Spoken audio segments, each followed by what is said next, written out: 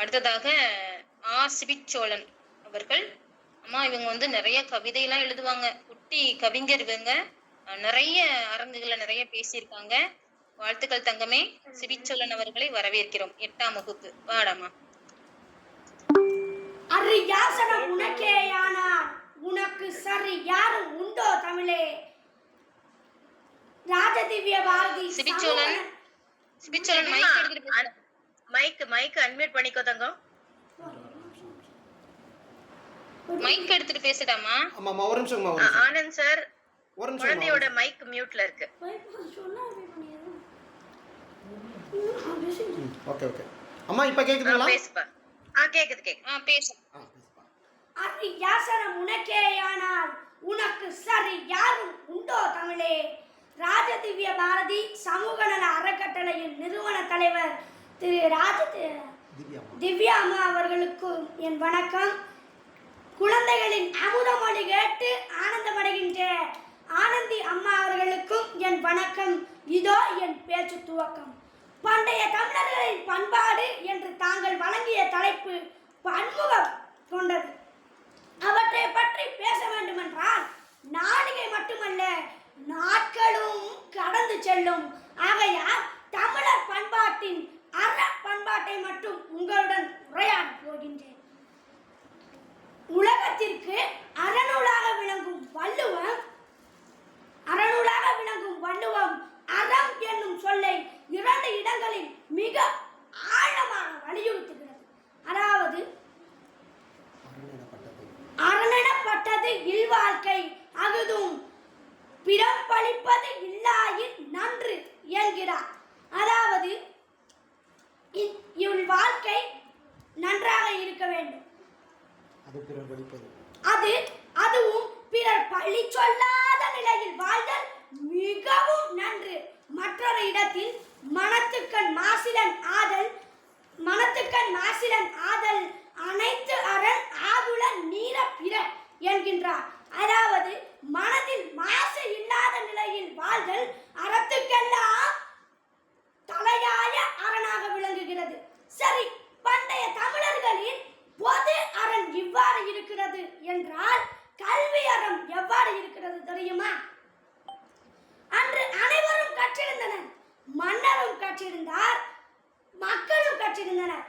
ஏழை பணக்காரன் என்ற ஏற்றத்தாழ்வும் இல்லை.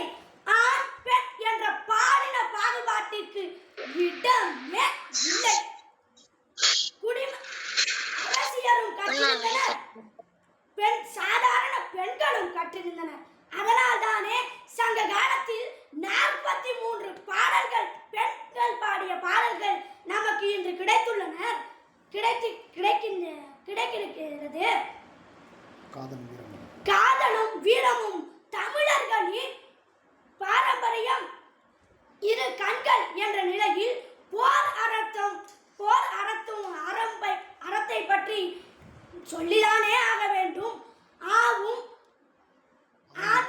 ஆணிய பார்ப்பன மாக்களும் என்ற நெட்டைமையாரின் பாடல் வரிகள் போருக்கு முன்பே பெற வேண்டியவற்றை பட்டியலிட்டு சொல்கிறது என்றால் இது அல்லவா போர் அறம்? காலத்தின் அருமை கருதி ஈதல் அறத்தோடு என் உரையை நிறைவு செய்ய விரும்புகிறேன். மீண்டும் வள்ளுவர் துணைக்கு வருகிறார். உழைப்பிற்கு ஏற்ற ஊதியமாய் 1 பைசா முதல் பல லட்சங்கள் வரை ஊதியமாய் பெறுவது நம் வழக்கம். ஆனால் உயிருக்கும் ஊதியம் உண்டு என்று உலகிற்கே உறக்க சொன்னவர் நம் முப்பாட்டன் வள்ளுவர் பெருந்தகையாளர். ஈதல்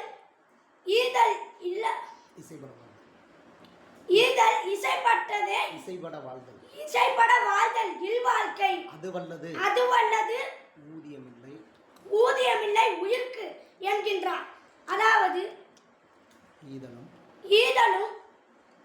ஈதலிலேயே தலை சிறந்த ஈதலால் எல்லோருக்கும் ஈதல் செய்து பெருமை பெற வேண்டும், புகழ் பெற வேண்டும் என்பதுதான் வள்ளுவர் பெருந்தகையாளர் கூறுகின்ற கருத்து. ஆம் தோழர்களே, காசு பணம் இருந்தால் அள்ளி கொடுப்போம். கல்வி இருக்கு, மற்றவர்களுக்கு குழந்தைகளுக்கு சொல்லிக் கொடுப்போம் என்று கூறி உங்களிடமிருந்து விடைபெறுகின்றேன். உங்கள் அன்பு தோழன் சிபிச் சோழன். நன்றி, வணக்கம். மீண்டும் ஒரு பதிவில் சந்திப்போம். சிறப்பு தோழரே, ரொம்ப அருமையாக உங்களுடைய உரை அமைந்திருந்தது. உரை வீச்சு, தமிழனுக்கு குரலும் ஒரு வாழ்தான். என்னடா, அப்படித்தானே சிபிச்சோழன்? ஆமாங்கம்மா. ரொம்ப அழகு அழகு தங்கமே. நீங்க வந்து அந்த களத்துல, அரங்கத்தின் களத்துல இறங்கினாலே யாருமே அந்த இடத்துல நிக்க முடியாது.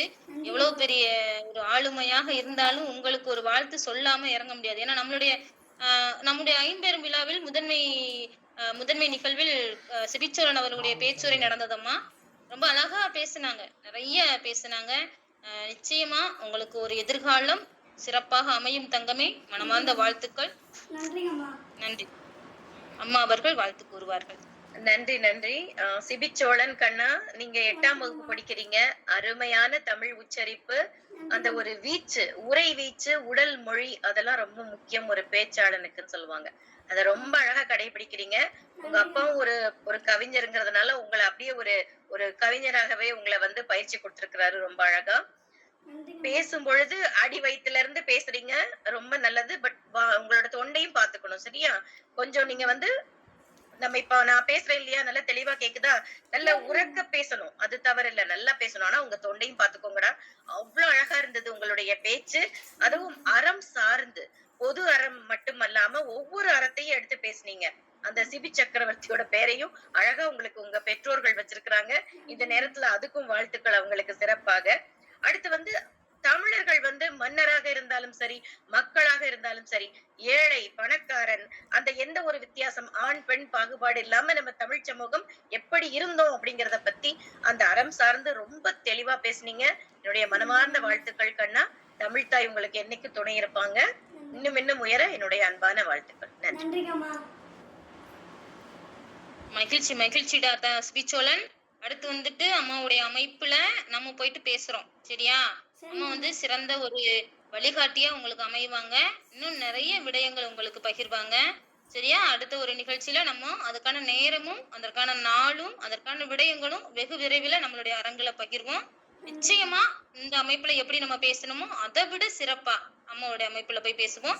நிறைய ஆளுமைகளுடைய ஆசீர்வாதம் உங்களுக்கு கிடைக்கும். வாழ்த்துக்கள் தங்கமே, வாழ்த்துக்கள். நன்றிங்கம்மா.